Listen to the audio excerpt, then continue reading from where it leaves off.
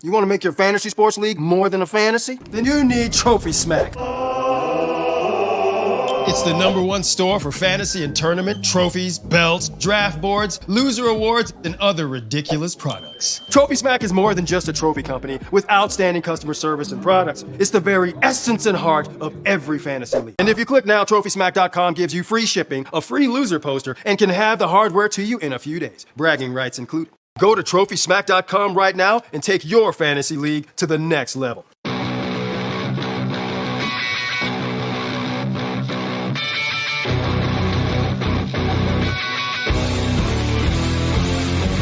What's up, and welcome to the Dynasty Happy Hour with your hosts, Doug Eddy, Tim Keller, and Tyler Gunther. Bring us all inside the huddle. Whether it's in-season or off-season, this is your spot for the best and in-depth Dynasty fantasy football advice. So let's not waste any more time and get right to it with Doug, Tim, and Tyler with another Dynasty Happy Hour. Welcome to the Dynasty Happy Hour. It is time for them chili pepper Scoville units, because we got hot takes this week. But before we get into that and our guest, we are presented to you by Fantasy Points. Make sure you check out fantasypoints.com. Use code 21DHH10. Did I get it right? Yes. Nailed it. Yeah. I'm working with I tried to convince him to let me wear a Fantasy Points fishnet shirt. Me and Matt Donnelly. Oof. We talked about it. You know, Fantasy Points that represent us. I don't know if they have them in stock. They're very hard to find, apparently. Is it like a body stocking? Yes. Fair enough. Check out Fantasy Points. Subscribe. Go code DHH or 21DHH10. 90% of the people that have subscriptions on Fantasy Points, they make the playoffs. So that seems like a no-brainer. So go on there. Check out the different options that they have. There is some free content on there as well. They've got writers from Scott Barrett, Graham Barfield.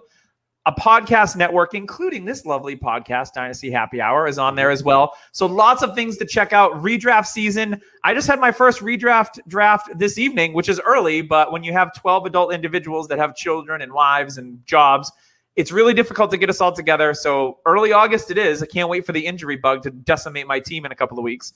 So that was a lot of fun. Didn't go the way I expected. It's an industry draft, so lots of twists and turns. I stayed like water. Bruce Lee would be proud. Very fluid as I went through and soaked up that value like a sponge, but that's a story for another day. So make sure to check out fantasypoints.com while you can, and make sure you check out Trophy Smack. They're going to be at the expo that's coming up this next week. So they're there. Use code DHH ring to get a free ring. When you get a gangster grill, you get your trophy, your belt. They've got all sorts of sports on there. They're backed by Mark Cuban. You can't go wrong. So Trophy Smack is where it's at. So let's get into this. We've got Jmic, the master, the maestro, the king of the hot take every year here on Dynasty Happy Hour. So Jmic, what's going on, man? We need to cue in Jim Nance once again, a tradition unlike any other. The annual DHH Hot Takes episode with your boy Jmic. I'm just grateful that you guys continue to invite me in for this. It's always fun to be able to catch up with you all, touch base on life. Jmic, come on. Listen. It doesn't change. This is what it is. Jmic, a week from right now, I can physically hug you. Absolutely, and I'm here for it. I am here for it. So I feel like he's gonna crush me. Like Jmic's gonna have his own booth at the expo, just giving out fantasy hugs. Yes, fantasy hugs. It's like a kissing booth, but everything goes to fantasycares.net. It's $1 a hug. It all goes to Scott Fish and Fantasy Cares. Let's do Toys that. for Tots. Yep. Appreciate the heads up, guys. I'll start working on my cardboard setup over here. And, I'll make sure to cardboard. How are you going to? You're ass out hugs over here. Cardboard. How are you going to fly that cardboard in? But I forgot. You're driving. Hugs. Yeah, he's driving. Just throw it in the back. Just don't get pulled over with it because they'd be like, "What? That's the picture of you. That's weird." This is creepy. This is creepy, bro. You're like, it's for a fantasy expo, and they're gonna be like, "What kind of fantasy we talking about?" Yeah, what kind of fantasy? None of your business. It's a cardboard cutout fetish. Knock it off. I'm sure that's a thing. Is that a thing? I was gonna say, is that a thing? Dude, anything is a thing. If you go deep enough into the web, you can find it. Yeah. A fat head fetish. Which reminds me, I got to go get some more prepaid visas for my dark web access, but that's another story. So, Jmic, thank you for joining us for our hot take episode. But I am going to hand the microphone to Tim, who has a special announcement about the Dynasty Happy Hour. Yeah. Hey guys, it's awesome to be here.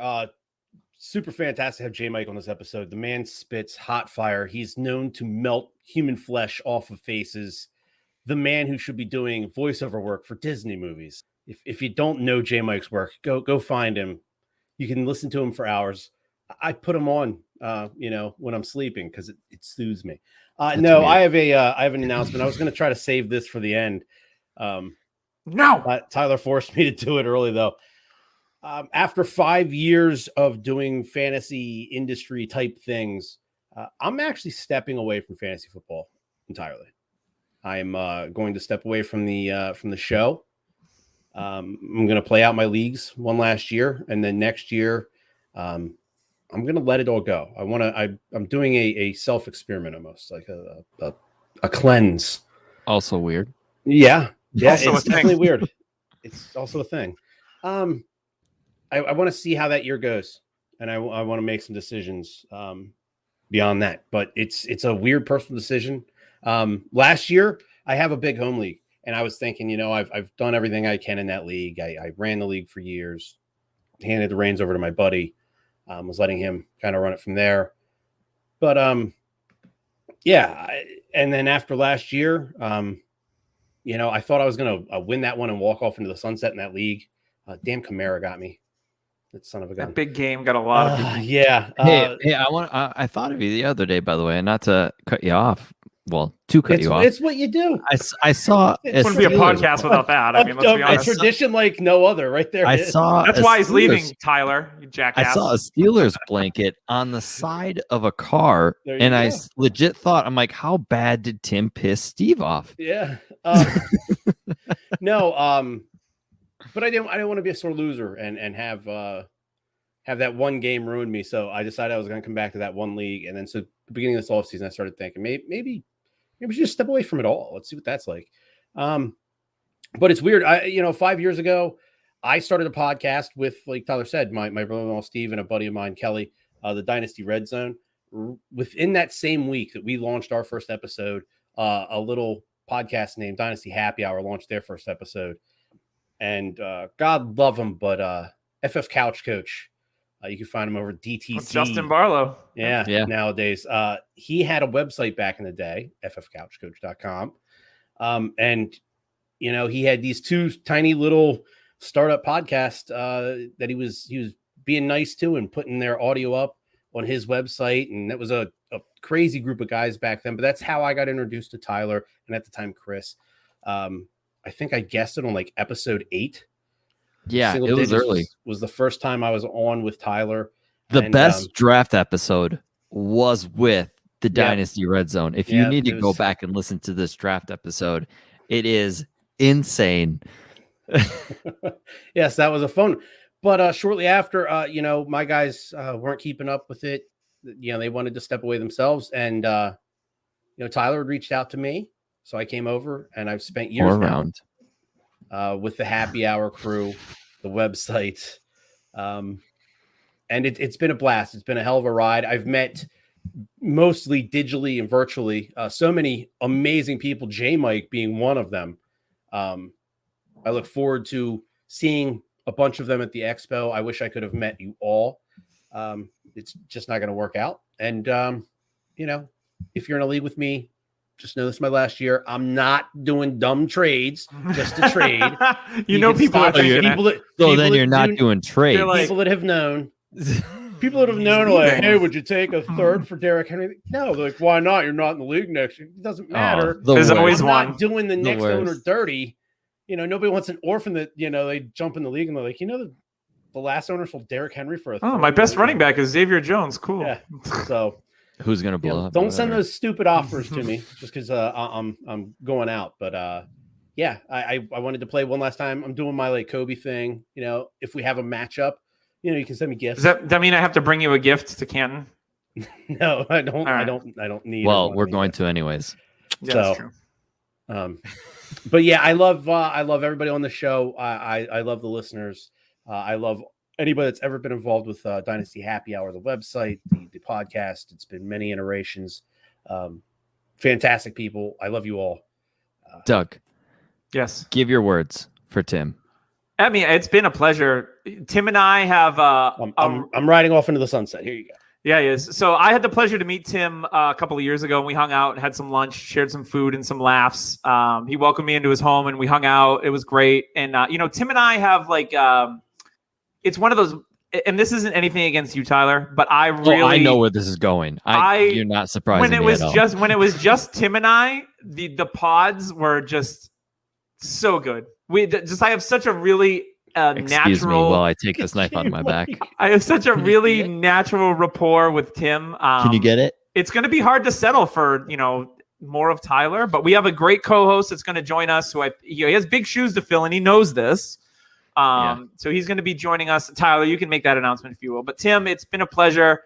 Obviously you're a friend to me, so I won't be a stranger. Don't be a stranger. And I wish you all the best, and hopefully you'll miss fantasy football and you'll come crawling back and be like, guys, can I come back? And we'll welcome you with open arms. And maybe we'll just kick Tyler out. It'll be great. Yeah. I mean, he's terrible, right? The worst. I love you, Tyler. But yeah, it's been awesome. And to have the time that I have with you guys every week is one of the things I really look forward to. So I will miss that. Now, Jmic, I'm going to go last. So do you want to say a couple words to Tim, even though how terrible that was to me? Make him feel better, Jmic. Listen, I echo Doug 100%, every bit of it, including the Tyler slander. But That's the most important part. Yeah, that is the part that I agree with the absolute most. Those were banger episodes. I'm crying. I'm just laughing to hide it. Tim's all one of those dudes that is just an absolute pleasure to be around because of the fact that Tim knows when it's time to kind of get with it and hey, let's really talk some ball here, and also knows very much how to have a good time with it and not take himself too serious. And Tim, I remember when you originally left the podcast, and I was saddened then. And then he came back, and it was like, man, rejoice! And the heavens opened, and that was a great time to be able to have you back and hear you on the weekly as well. And for you to be going again, man, I'm just all the best to you and your family. I'm excited for you and the journey that you're going on, the experiment, the self-reflection. And I certainly hope that you not necessarily find what you're looking for, but I just hope that you're able to really be encouraged with the journey and with whatever that looks like. So salute to you, and just thank you for always being a fantastic piece of this community, because obviously that's one of the things that I'll miss the most is your impact on absolutely being someone who just gets it, man. Just gets it, because not everybody does. So kudos to you. Truth. All right, Tim. This The is 200th exactly what I didn't episode. want. The 200th episode. Shush. The 200th episode. You got together the whole community, and I wanted to make it about DHH, and you made it about me. And that is who you are. You're very just. You care about so many other people, and you put other people ahead of yourself. And that is what I'm going to miss. And I'm going to miss chatting with you every week. You came in when I was in need, when I was hearing Chris just chat nonstop about nonsense, and I needed somebody to mix it up with, to actually have takes. You came in and you gelled us. And you're kind of the middleman, and you made the website. You were the first person to make the website, not nobody else. Like, you surprised. That first one was rough though. So, but I mean, you surprised. Like, you Yeah. sit here and you said, hey, I got a surprise for you, and you gifted me that website, and you said, here you go. I know it's rough, and you're the one that made that. Like, I wasn't thinking about a website at all, and you started that. Like, you have been a bigger factor of DHH than you even know, and I will forever be in your debt for that. Like, you are a true friend, and I will always be here whenever you need it. And I'm gonna miss you, man. All right.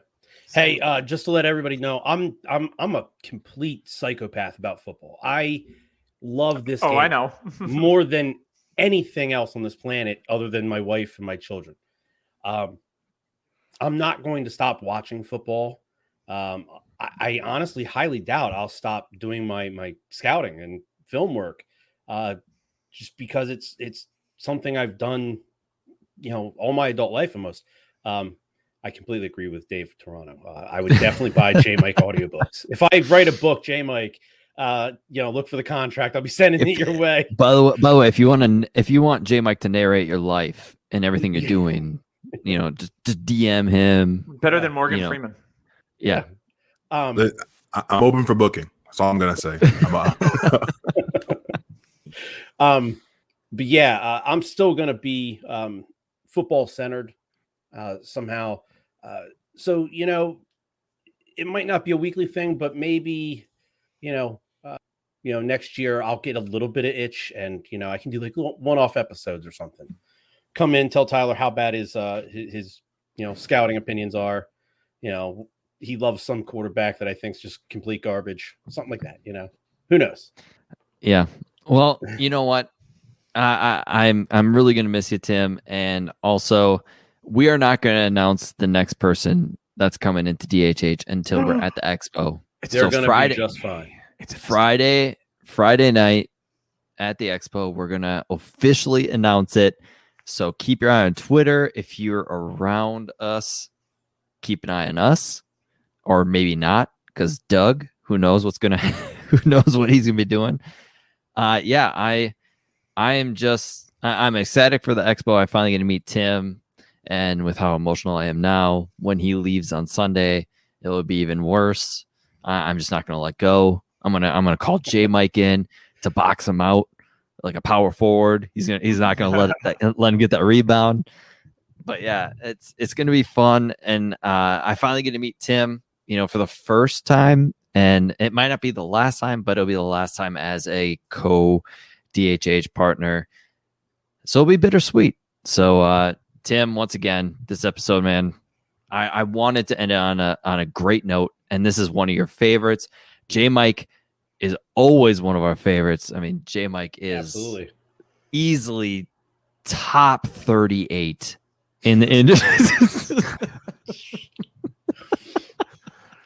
He's creeping on my boards, though. Yeah, he's definitely creepy. He's a sleeper. Yeah. Are we allowed to say sleeper anymore? I did have a great Sunday afternoon nap, so yes, sleeper is sleeper fits here. Nice. And with Zach, man, Zach nailed it on the head. And speaking of people in the industry that are like legit, Zach and Tim are probably. We get to meet Zach too. He's going to be there. This is going to be an awesome weekend. As long as I get to rub Zach's head, that's all that matters. And we'll leave it at that. So once again, thank you, Tim, for all you've done. And I know you're going to come back and do some guest hosting, and it'll be fun. I'm going to pry you out. I'll be like, dude, Tyler's out this week. I need you because we need to put together an epic episode. Yeah. Our numbers are down. We need to get him back. I'm calling in the closer. Come bring him out of the pen. Zach Wheeler coming in. All right. So let's raise everyone up now. Everyone's sad, happy. Let's raise everyone up. It is hot take time. We're turning up the Scoville units. We are going to get some fiery hot takes for 2021. We brought in the specialist. Tyler wasn't on this episode last year, so Tyler's back with the hot takes. We had some Todd Gurley hot takes last year. It looked good for the first 8 weeks, and then it went. And that was ADP is like 300. So woo! I said Josh Herbert was going to be the best rookie quarterback of 2020. I don't know who Josh Herbert is. Yeah, I mean I was half right. Is it Josh Herbert? Is that a weirdo cousin? Hey, he's got a brother in Oregon. You never know. Hi, I'm Josh Herbert, Justin Herbert's brother. I don't have acne. But no, I remember that episode. Jmic was talking slander about Nick Chubb, and I came in to defend Nick Chubb. I listened back to it. One of my hot takes was Tom Brady was cooked. That didn't work out so well. 2019 sucked for him. He was bad. I laughed when I re-listened to it, and I'm like, ooh. I mean, you got to have some aloe vera for that burn. I just remember 2019 Tom Brady throwing footballs into the ground to his receiver and looking like he was washed. And then he finally got out of New England. He was rejuvenated with offensive weapons, and he looked amazing. But that's now he's king on Twitter. So whatever. He's good on Twitter. I didn't see Peyton Manning's Hall of Fame speech, but I heard it was epic, and Brady was there. So I'll have to tune into that later. Side note.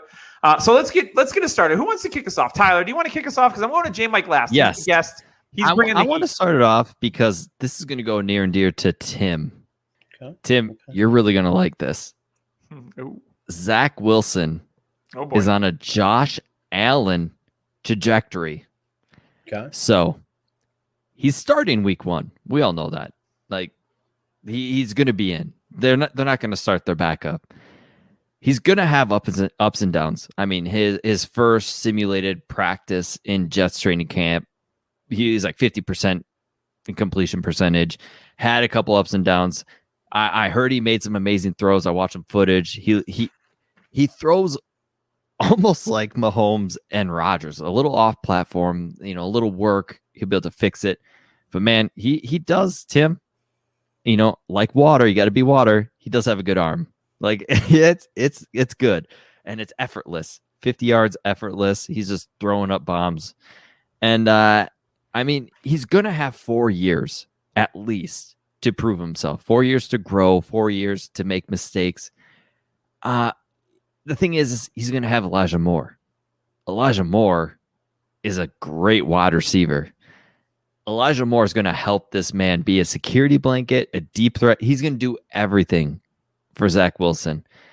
He's got a good left side of the line. The right side, I mean, it's okay. But man, Mekhi Becton is literally 2 offensive linemen in one. Yeah, if you tape Jmic and I together, you got Mekhi Becton.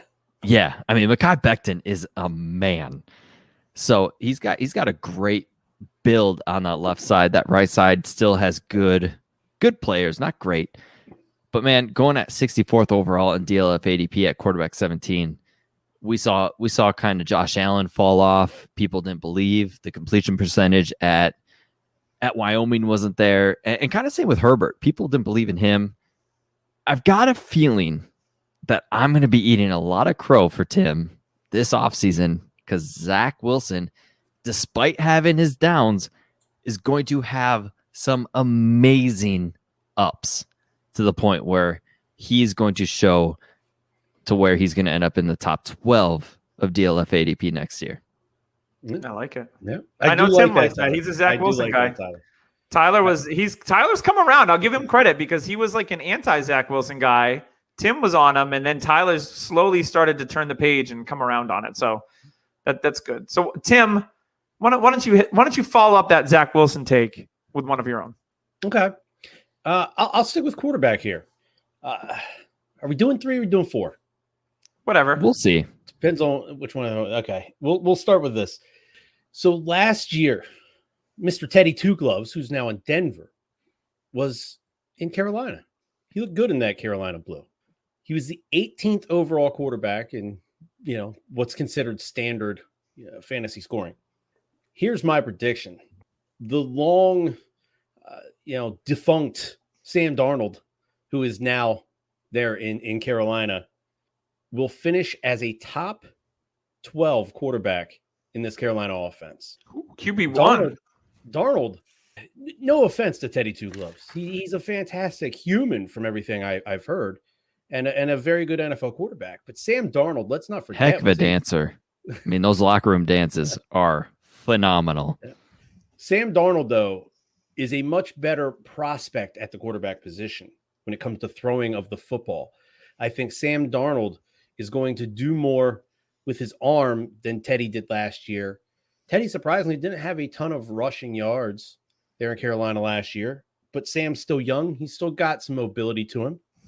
I think that Sam Darnold is going to finish as a top 12. So, and the way I kind of did this is if you take him and put him at the 18th and slot him in there, I don't think Watson's going to play. So that gets one guy out of the way. Phillip Rivers is retired. Cam Newton, I don't see it happen at this point in the career. Derek Carr doesn't concern me much there as well. So he's got to beat 1 or 2 more guys. Ben Roethlisberger, who knows with that elbow still. If Sam Darnold can find a way to beat 1 or 2 more guys, that puts him in that top 12. I still respect and still like Sam Darnold. This is the year, baby. It's going to pay off. Sam Darnold, top 12 quarterback. I like it. Hey, once you get out of the gaze of Adam Gase, good things tend to happen to those players. I mean, Ryan Tannehill, career resurgence. I know he's got the rushing element to his game, but like Darnold, why not? I mean, you're surrounded by DJ Moore, Robbie Anderson. They draft Terrace Marshall. You get the best running back in the game, McCaffrey. Yeah, I could totally see that. So I like that one a lot. I'll go next, and I'll keep it with quarterback. Now, out of all the rookie drafts this year, there's only one quarterback that I roster out of the top 5, and that's Trey Lance. So I know that Twitter's been a buzz with Trey Lance. The fantasy community is buzzy with Trey Lance. I just saw him get drafted in the 10th round in a redraft league, which was a little rich before some established starters. So obviously, people are anticipating that the Trey Lance arrival is coming. Now, I've been on Trey Lance for a while. He was a value for me in some Superflex leagues. I know, Jmic, we have an auction in Bar Tab, and I just wanted to get I got Trey Lance much cheaper than Trevor Lawrence and Justin Fields, and I was perfectly happy with that. So I think that Trey Lance is going to win Offensive Rookie of the Year. And it's not going to take him long to bust in and break Jimmy Garoppolo. They're saying all these beautiful things about Jimmy Garoppolo this offseason, but of course they are. Of course they're going to prop up Jimmy Garoppolo. What are they going to say? Jimmy Garoppolo looks like shit? That's not going to happen. They still want to try to trade him out of town. They paid the iron price to move up to draft Trey Lance. You can't tell me maybe Garoppolo starts a game or two, and we all know he's kind of made of glass to begin with. But once Trey Lance gets on that field, it is a wrap. Trey Lance, he's going to win Rookie of the Year. And by this time next year, he is going to be a top 5 dynasty quarterback. And you can book that shit because he's got the rushing upside. He's got the offensive line. He's got the coach. He's got the receivers. He's got the tight end. He's even got some running backs. He is set up for massive, massive success. The arm strength, the leadership that he's showing, his ability to learn is That's it right well there. documented. The ability to learn. I don't care if he hasn't played football in 2 years. I'm so in on Trey Lance. It's not funny. I love Trey Lance. That's my dude. Doug, from what I'm hearing, there's that little bit of rookie stuff. He's not seeing things as fast as they maybe like him to. But when he does see something, there was a report the other day. He uncorked one, threw a deep ball. Beautiful. Everything was awesome. He maybe threw it just a touch late. The next series, they put Garoppolo back in because they're trading back and forth with the ones. Garoppolo goes in there. And Garoppolo, who's not known for his big arm. Emmanuel Sanders can attest Super Bowl. Goes out there. They run the same play. Jimmy might have seen it coming open a little bit earlier, that half beat earlier. But Jimmy then pauses because he doesn't pull the trigger. Shoot, I can't make that throw. Yeah. But he cocks back and puts everything he's got on it, and it falls about 10 yards short. Is this report? I didn't see this. This is a report I've heard. So the kid's forcing Jimmy to do things out of his comfort zone because he goes, damn, that guy can go down there and sling that ball 65 yards in the air. I need to, I can't do that. I need to do something though. So he's at least trying those.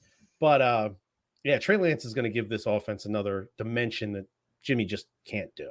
Oh yeah. Hold on. It's going to take off. I had a positive Zach Wilson take, and Tim just had a positive Trey Lance speech. I was never anti-Trey Lance. The world is healing. The world is healing, guys. Trey Lance. I just really liked Zach Wilson. Yes. So I'm all about Trey Lance. Top 5 dynasty startup QB. Oh yeah. Next year. Jmic, we're off to you. Turn up the heat.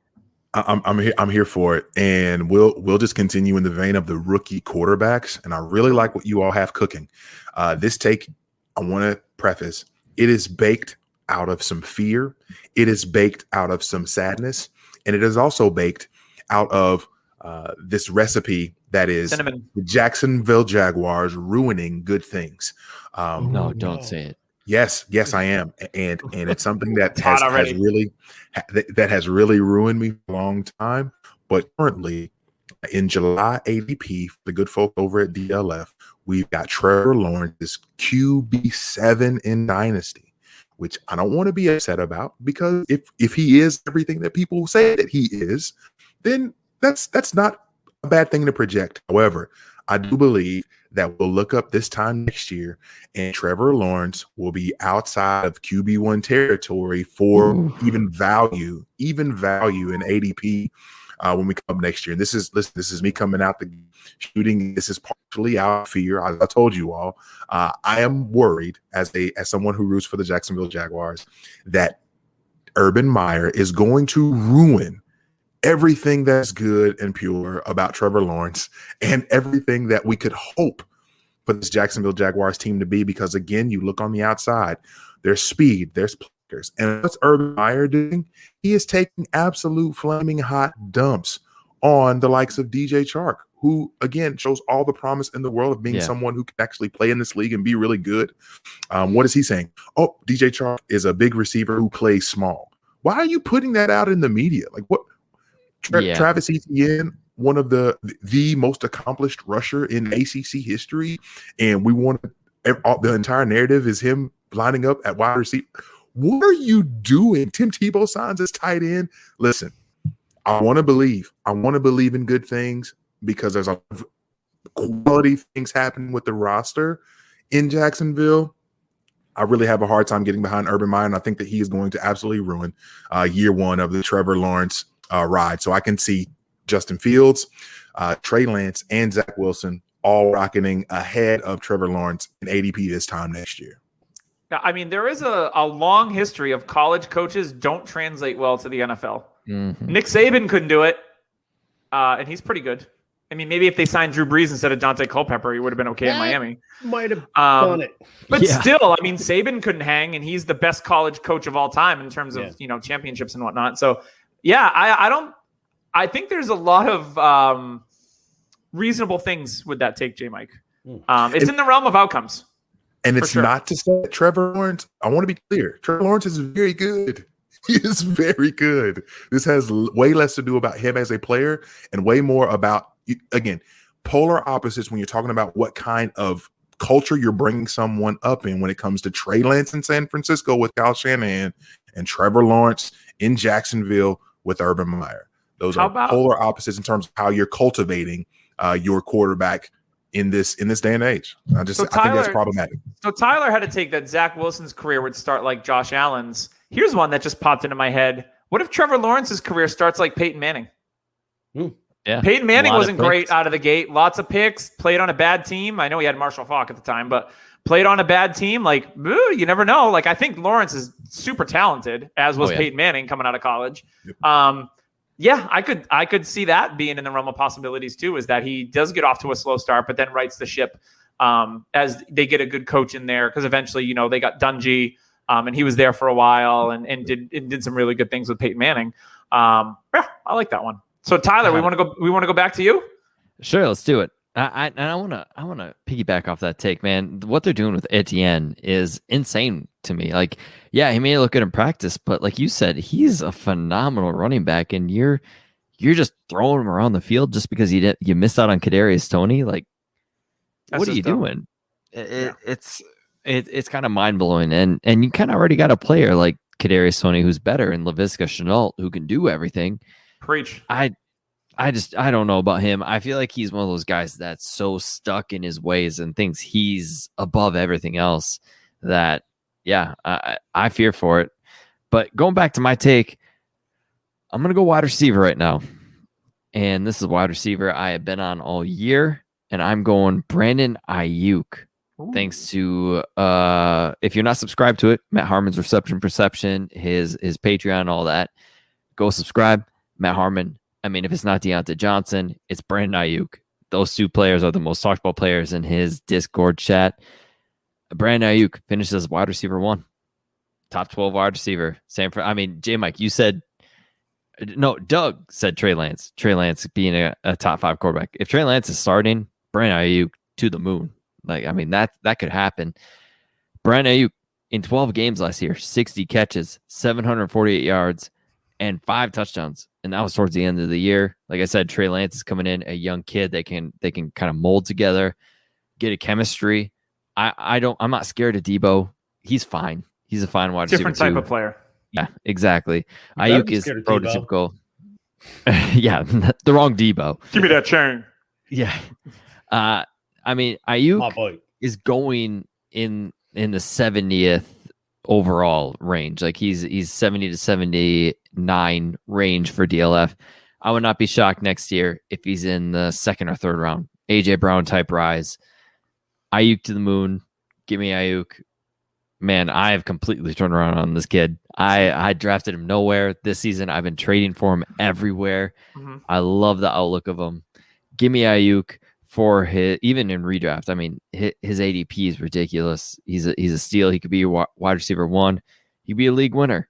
So I mean, even N'Keal Harry's feeling the heat. He's like, man, Brandon Ayuk's looking good. I got to step it up over here. I can't be the other Arizona State receiver. I mean, that's not gonna work. what if Darby actually does well in Atlanta? That could just change everything for N'Keal Harry. That's true. I saw a report on, I mean, it's Twitter, it's preseason, I get all that, but there was a report. He was either a veteran cornerback or a coach, said something about Brandon Ayuk being on the verge of being uncoverable, which is high praise, obviously. But I think that we all see the athleticism and what he did last year, and that is all the reason. With any kind of dynasty receiver, you want to try to be in early on them if you can before they explode. And it's the same thing with the my hot take as well as a second-year receiver. But before we get to me, let's go back to Tim. Okay. There seems to be a lot of San Francisco love out there, so I'll keep it going, actually. Oh, boy. Richie, you got a Richie James take? We talked about Trey Lance taking over for Jimmy G. If it's Trey Sermon, I'm leaving. You know, Tyler asked what my rookie one was, so we didn't cross streams. I let Tyler know there wasn't a chance because Tyler's covering his face because he absolutely hates the guy. And the guy needs respect. You know what? Trey Lance is going to be starting. Ayuk's going to be going nuts. The Shanahan systems have produced one after the other 1,000-yard running backs. This is one of the best players to ever enter a Shanahan system. They do this with 6th, 7th round guys, undrafted guys. Trey Sermon is going to go ham in this offense. Trey Sermon is going to be the lead running back from this rookie class. That's right. I saw you, Najee Harris. I love the way you run. I don't think it's going to last too long. You keep, inviting contact like you do. It's fun to watch. I absolutely love it. It's old school hard-nosed football. That's what I'm here for. But it's not going to go long for your career. So Najee, maybe go to the ground on not maybe first contact, but don't get stood up and let 4 defensive linemen wash you out. That's not going to work out. But Trey Sermon this year, he's got Raheem Mostert there. Yeah, let's be honest. Raheem Mostert was, the Niners were like his 7th team. He's found a home in San Francisco. But Sermon's the guy. He's there for the future. Sermon's going to take the lead running back job there. That Shanahan system, I already mentioned it. One after the next, 1,000-yard running backs. Trey Sermon in this zone blocking scheme is going to go wild. He's got the running quarterback in Trey Lance. It's going to keep defenses guessing. Ayuk's going to be dicing up secondaries, keeping them honest. It's going to open up lanes for Trey Sermon to run through. And Trey Sermon is going to be the lead running back from this rookie class this year. I'm writing these down as we go, so please hold. It is absolutely wrong, but all right. He's. I mean, if you like a running back, spicy. if you like a running back, that his longest carry is going to be like 10 yards. Great. I'll guarantee you, it's not going to be 10 yards. Water bet. So hey, you guys got to pay up before you make a water bet. We're all going to be together next weekend. I'm pretty sure we can pay up a water bet. I said on video. You can video it if you want. That's fine. I know you're setting up the tripod in our room anyway, so it's fine. All right, I'm gonna get some camera shoot. Actually, absolutely. I got the light right here. We're good. He's got a whole crew. Coming to OnlyFans.com. All right, so I've got my next hot take. Like I said earlier, it's a second-year wide receiver.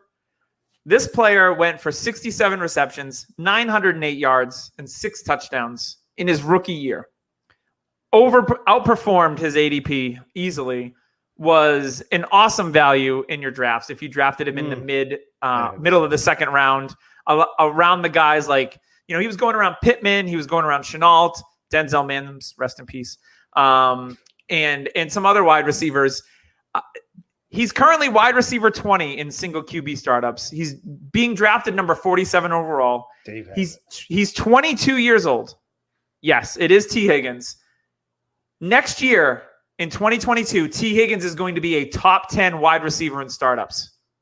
The reason he's going to do this, you've got receivers like DeAndre Hopkins, Devontae Adams, Michael Thomas, all getting a little bit longer in the tooth. I think they're still solid producers.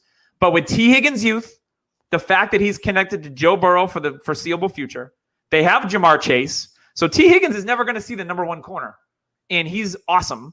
You know, I know that they have Tyler Boyd there as well, but look at the targets that AJ Green got. Like, they're going to throw the ball a ton. The defense is suspect. T. Higgins, top 10 startups next year. I think he goes for 85, 1,200, and 10 this year. I like it. Year 2 breakout for T. Higgins, who's in phenomenal shape, and he is going to get it done. You know, fade all that Joe Burrow hate you see and how he's starting slow in training camp. I mean, the dude came off a major knee injury at week 10 or so. It was like midway through the season, and yeah, mentally you gotta get over that hump, and he's going to.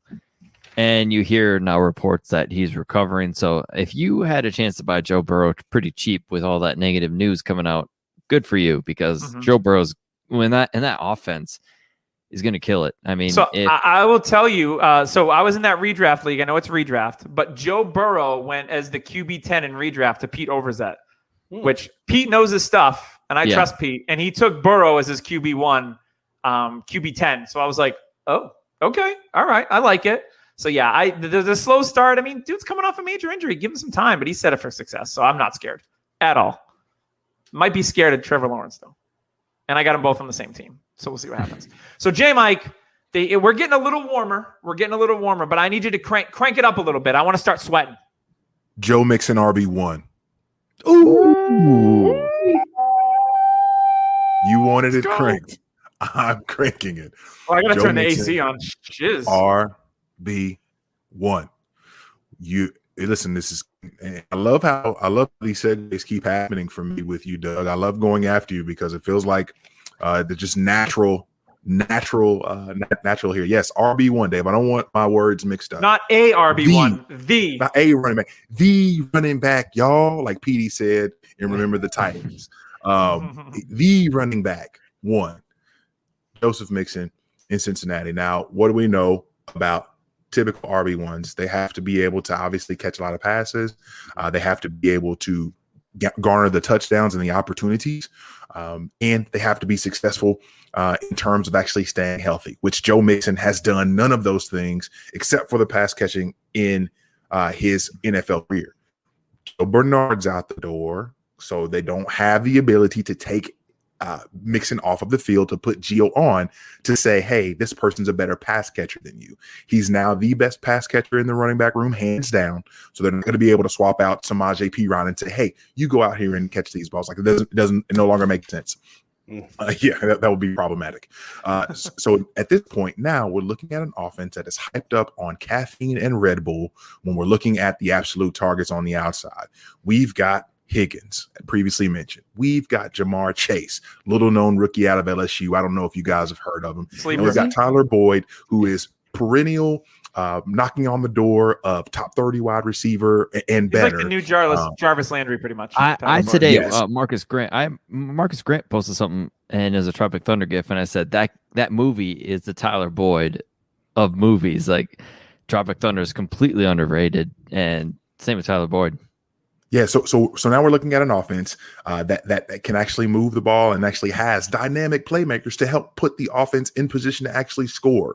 The real question is, what does the offensive line look like? How does it hold up? Can it allow these skill players and Joe Mixon to really be special? And I think that Joe Mixon will have the air and the opportunity, if he can stay healthy. Again, this is a hot take, right? The air and the opportunity to finish as the overall running back 1 and really confuse people as to how we look at him going forward in seasons beyond, because obviously he's younger than people probably think that he is, but also obviously he's had a lot of injuries, and we've had some issues with what Cincinnati looks like and how they've run this organization. So Joe Mixon to the moon. I'm getting out ahead of it now. RB1, book it.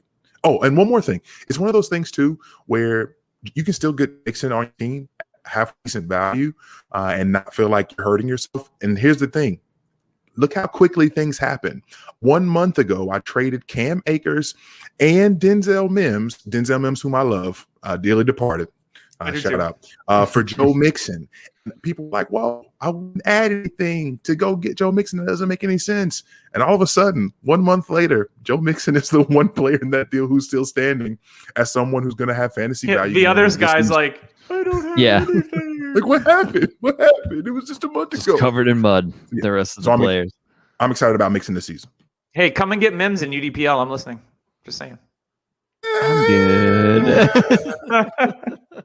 I love you, Denzel. Denzel, no. All right, that was a hot one. I love that. I have Mixon in UDPL, and I got some offers for him. I've been a Mixon guy since the jump, so nothing that would persuade me from moving him. I actually moved Aaron Jones off that team instead for the aforementioned T. Higgins in a second. So I love that. I feel like I'm selling running back at the peak, and it's only downhill from there as Jones gets older, because that's how running backs roll, man. That's how they do. 3 years ago, Todd Gurley was 101. What is he now? Oh, yeah, a free agent who Tyler just dropped in an industry league. Yeah, running backs get old fast, guys. Just saying. So, Tyler, it's time. This is our last take, probably. So I need you to crank it. All right. Before the podcast, I threw a smoke bomb down. You guys all thought I was going a different direction, and I'm gone. You know what? Kyle Pitts, tight end 1 this year. Kyle Pitts, tight end 1. Julio Jones is gone. This running back group, who's going to catch passes? Is it Mike Davis? I don't know. I mean, Russell Gage, dude. Quadrille. I mean, Russell Gage is fine. Is he an actual second target, a second read in this offense? I think people are doubting how much Kyle Pitts is going to have a factor in this offense. Kyle Pitts is going to line up everywhere. He might even play quarterback. This guy is so good. I mean, we call him the unicorn. He could probably do everything. Kyle Pitts is going to have a rookie record at tight end. I mean, forget Evan Ingram. Forget that. Forget his whole entire rookie season. That was just like, oh, okay, that's cool. Kyle Pitts is going to come in and blow this thing up. He's not going to just play tight end. He's going to play outside. He's going to play tight end. He's going to play inside. He's going to play fullback. They're going to get him a little screen. He's going to be everywhere. You go back and watch his Florida tape, and what is one thing you notice? 84 all over the field. I don't care if you liked Kyle Trask. You know what made that tape? It was 84 on that field for the Gators. Kyle Pitts, tight end 1. Kelsey's going to be great. He's going to be fine. But Pitts is going to get the targets because this defense is going to be absolutely trash. I'm an Atlanta fan. I know what they have at defense. It is nothing. I mean, Don't you dare call Deion Jones nothing. Us 4 could step in on the D line and be a better defensive line. Other than Grady Jarrett. I mean, that dude is a beast. But man, us 4 on that defensive line. I know Jmic played a little D line in his day. We could get at it better than these guys. The pass rush is absolutely trash. They're going to be coming from behind all the time. Pitts is going to get target after target after target. Ridley's going to get his. I'm not scared of that. But I think people are overvaluing the fact that Ridley is going to get all these targets when they see this monster of a man who can move like I've seen no other person move at his size. And Kyle Pitts is going to shock. Doug, I know you're against this, but man, I think you're going to be absolutely floored when you see the season Pitts has. I have a bonus take to counter your Kyle Pitts. I'm going to say that Kyle Pitts doesn't finish as a top 8 tight end this year. I mean, it's still tight end 1. Well, we already know that's not real difficult. Water bet. Oh, you know what? Let's push it. He doesn't finish as a top 10 tight end. There you go. That's spicy, I'm down right? with that. I mean, I think that's way off. Just the fact that Pitts is going to get targets, like insane targets. Am I right here, Tim? Tyler has me pinned into a corner because I have 2 takes written down here.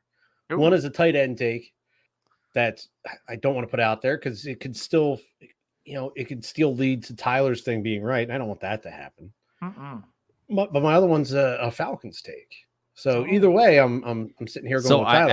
I actually crossed out Mark Andrews as the tight end 1 for Kyle Pitts. Well, that was smart. I am actually very high in Mark Andrews this year. I know there's a lot of like with Marquise Brown going down. I think Mark Andrews is going to be a top 5 again.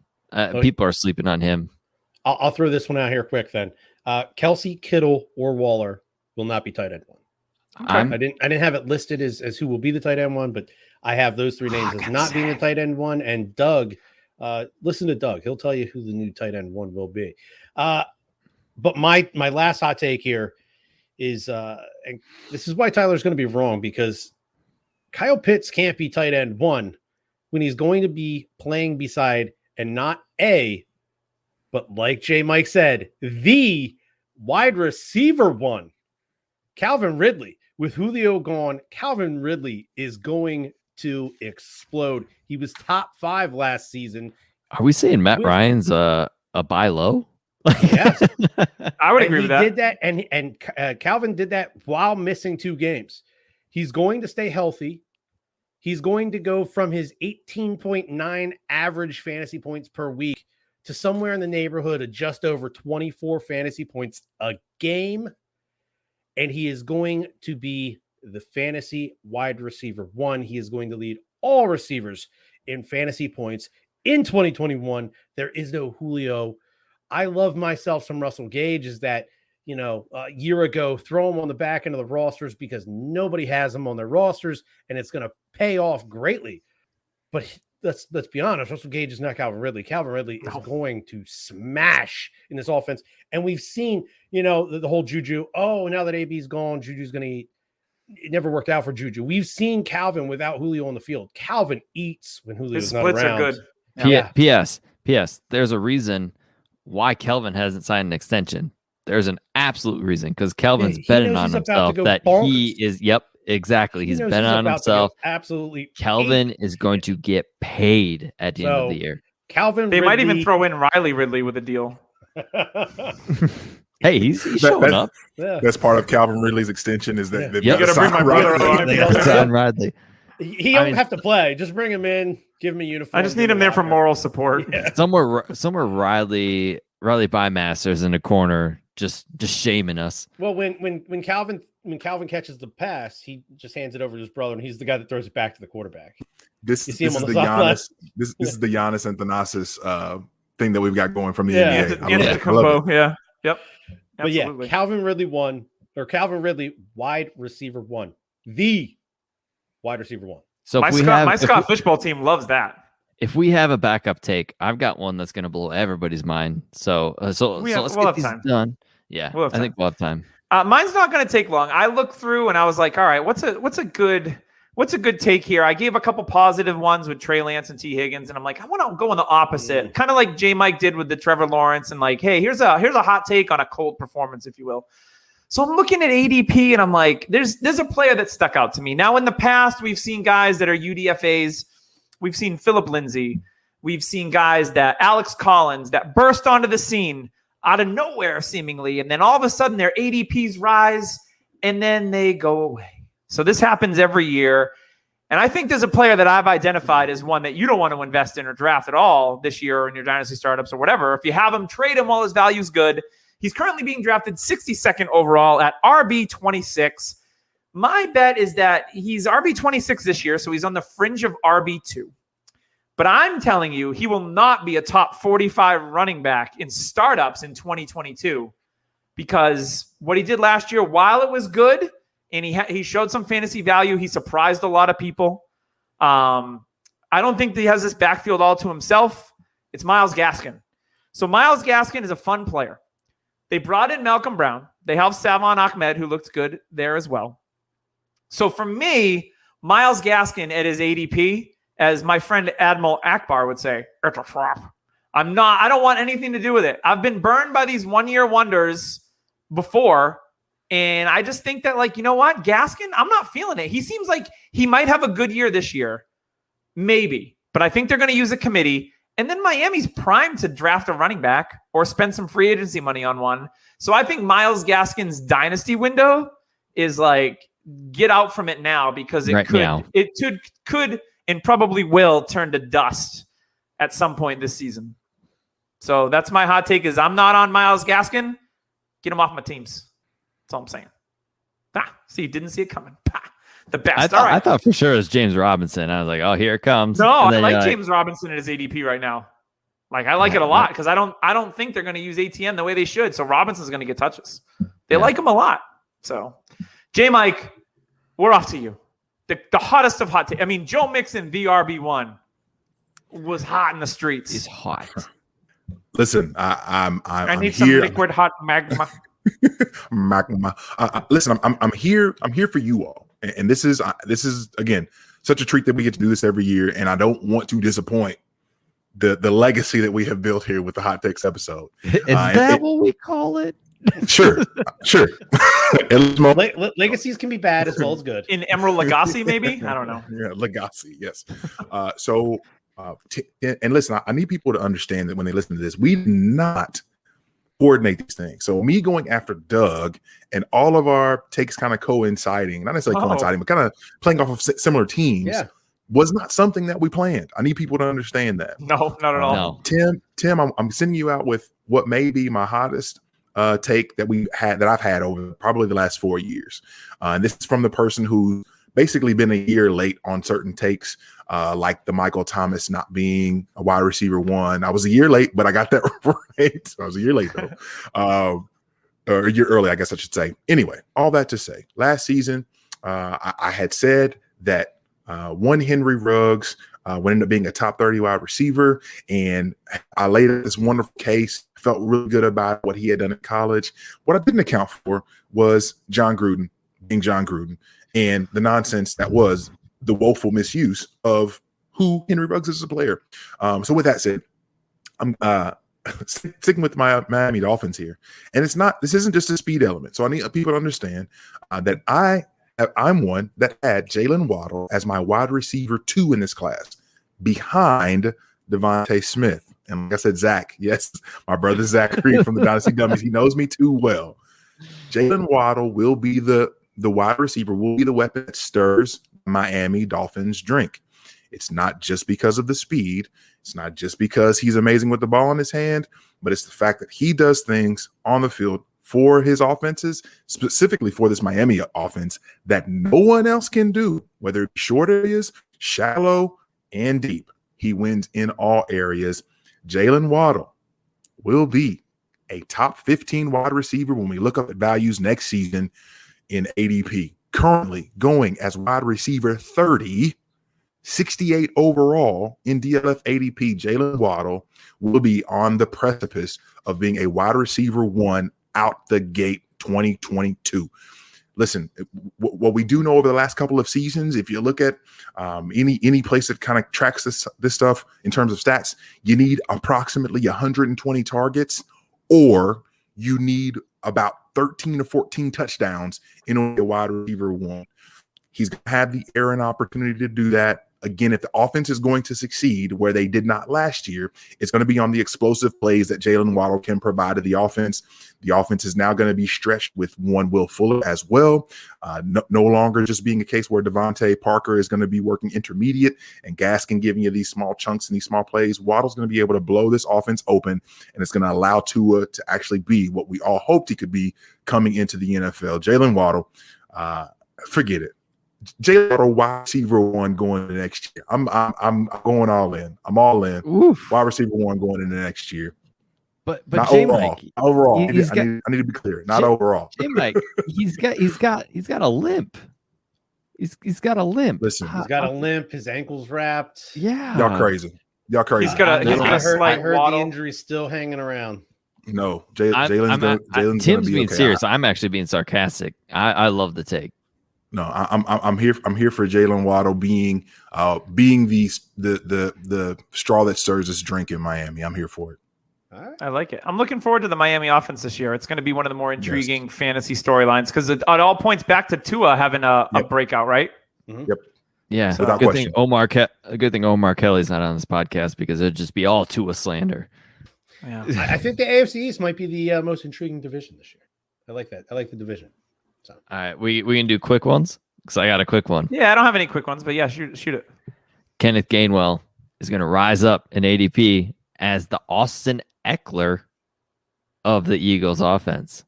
The Naheem Hines. Tim is vehemently shaking his head. Hey, I have an Eagle insider that has told me this guy is opening It's eyes. Eric Decker's nephew.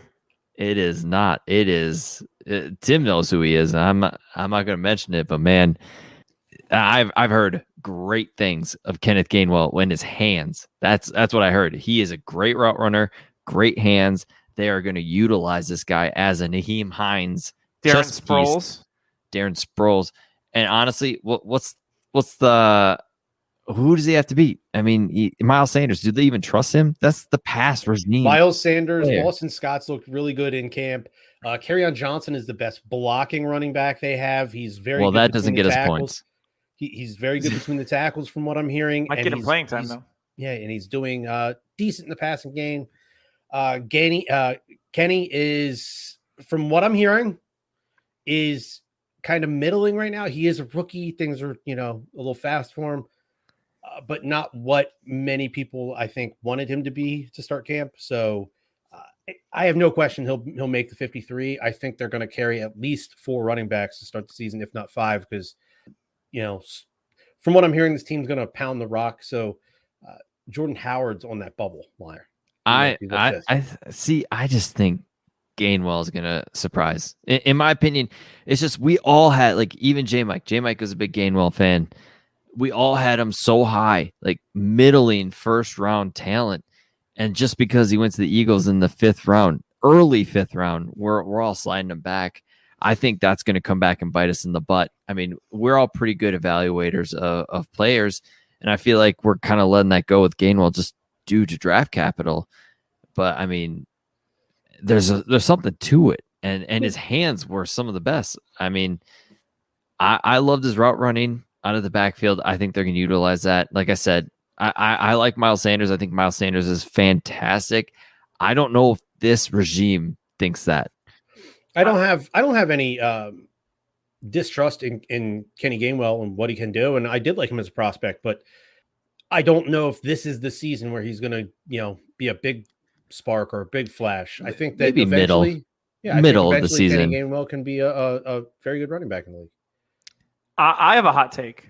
I've talked Yeah. about it before. I don't think we have talked about it on Mike. It's not a fantasy football take, but it just came into my mind, and I was make sure I wanted to say it well. So it's on record. The Tampa Bay Buccaneers are going to go undefeated and win the Super Bowl because Tom Brady wants the ultimate middle finger to Bill Belichick, and he wants to say, "I can get it done without you, you grumpy turd." So Tampa Bay is going to be the worst team in the South, because we all listened to last year's. Tampa Bay is going to be the worst team in the South. Nah. And Tom Brady's going to fall on his face. He's Nope. going to evaporate because the pool of infinite health and age is going to wear off. And then Nope. Tom Brady's just going to Undefeated, 19 or now 20-0. He's going to get it done. Could be. Just because what he did to me in championship games last year. Here comes the Alvin Kamara take. Kamara's going to fall and be an RB2 this year. The quarterback play there's definitely going to take a hit. The receiving play is definitely going to take a hit. So I think they're going to lean on these RBs early. I'm not trying to predict an injury, but Kamara's got a lot of work in his career. I think Alvin Kamara, though, is going to be outside of the running back one conversation for points this year. I'll stick with another running back. I know we have one RB1 take already, but the guy just got paid. Nick Chubb. He's my favorite running back in the league. He's amazing to watch. Kareem Hunt has said, I guess when asked, hey, have you really seen Nick at all this summer? Have you guys been doing anything outside of football? He says, all that man does is work out. So the guy puts the work in. I don't think getting paid is going to change that. Nick Chubb is going to be a top 3 running back this year. And then this one, is going to hit home, I think, with everybody on the screen right now. When Justin Fields takes over, Allen Robinson will be a top 5 fantasy points per game wide receiver. The man has never had a goddamn quarterback that can throw an accurate football, get Fields on the field, get Allen Robinson the respect he damn well deserves. Darnell Mooney would be a top wide receiver, and wide receiver 30 or better. Darnell Mooney. Yeah, let's go. Allen Robinson, get Fields on the field, and we'll see what Allen Robinson can actually do for once. Might be. All right. Anybody got anything left in the clip? I just want to sneak this one in real quick. It's not super hot. It's just one that I feel very confident about. Terry McLaurin, top 5 wide receiver this season. I love Terry. I was not in love with Terry coming out of Ohio State. I am very in love with Terry now. And pairing him with Ryan Fitzpatrick, who's not going to be scared to push the ball down the field to get him opportunities to make plays. I feel like it's just a match that says if he gets anywhere near like the targets that he got last year, we're looking at a guy who's putting double-digit touchdowns, cooking people left and right, and puts up a season where you're just, wow, how did he amass these numbers? Like it's going to be really awesome to see. So hopefully he gets that opportunity. But Terry McLaurin, top 5 wide receiver this season. I got one more hot take. Allen Robinson is going to call stir in 2022 offseason. All right. A-Rob, Aaron Rodgers. He's going to cause a bunch of awkwardness with that Green Bay in the offseason. Book it. Is Doug locked up or? Okay, first of all, let's all just love the fact that Doug's screen has him doing a TikTok face. Oh, I was trying to take a photo of it. Oh. But yeah, so I'll just kind of talk while Doug's gone. Jmic, you want to give everybody thanks for listening, everybody. It's kind of a awkward moment. Doug, take over. I'm messing it up. I was going to say, you know what? This is my last episode. Let me take the let reins them here. do it. Jmic, fantastic hot takes episode. Absolutely love this every year. So Jmic, tell the people where they can find you and hear more hot takes or just this beautiful, beautiful voice you have. As always, I'm humbled to be with you guys. So thank you for having me. I appreciate it. It's always good to come back home to DHH where we got this thing lifted off. Again, one half of the Open Bar podcast with Dave Gearing. He's on Twitter at FFManBun. The show's handle is at the Open Bar Pod. Shout out, Gabe. Yeah, shout out for sure. My much better half in this podcasting game. Obviously, Dummy Blitz will be coming back as well with the good folks over at the DFPN network, the only network in town. So be on the lookout for that. And then lastly, finally back at it with Jmic's Journal. So I'm happy to be back behind the mic, sharing my life experience and whatnot with that. So with all those things and finally kind of loading back up and taking the summer off to breathe and get through some hurdles of life, I'm happy to be back behind the mic once again. So thank you guys again for the opportunity. I'm on Twitter at JMicCheck, at JMICCheck. And it's always a pleasure. Appreciate you guys very much. Tim, again, I cannot tell you all the best. I'm so excited for you as you finish up, hopefully strong with championships galore and ride into the sunset, just doing the stanky leg on everybody's face as you go. Boom. Been working on it. So thank you, Jmic, for joining us. Thank you to all the listeners. Check us out on the social medias. Check us out on all the major podcast platforms. Give this damn show a rating on Apple Podcasts. Give it 5 stars. Let these fellas know. It's the way to, for the algorithms. I don't know how they work. Someone much smarter than me creates them, but Math. Yeah, when people go on there and say, I like things, it bumps that up so other people that might like things can also find it. So go give these guys a review. Let them know they're doing awesome work. They're going to do just fine without me. As a matter of fact, I don't 100% know who the new co-host is going to be. I have a very strong feeling I know, but no one's told me nothing yet. Why should they? I'm out the door. I'm old news. But Tyler, it has been nothing but an absolute honor, a blast. I've absolutely loved my time here. And as one of the commenters in the chat said after your last hot take, I wasn't sure if Doug was just pausing for effect and giving you a weird look. Honestly, kind of judging you. I completely agree. Usually the norm. I was kind of doing it myself, so it made sense. Doug, you were dead on. You're dead on in your takes. When it was just the Tim and Doug show, it was hot fire. It was always hot fire. The Nothing best. against Tyler. Love you. The best.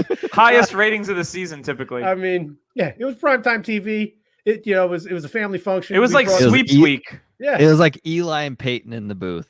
It's just it's when you get into this and you start podcasting, you realize that not that Tyler and I can't podcast together. we do just fine when we have episodes. There's a weird synergy that no, Tyler, listen, I'm not Talon, I do just fine. It's a weird synergy though when Doug and I go. Excuse me while I go drown myself in sorrows. Tyler, you're amazing. We love you. Doug, you're amazing. We love you. Thank you. Listeners, you guys are even more amazing. We love you even more. So for one last time, I've been Tim, for Doug, for Tyler, for everybody. We'll see you next week.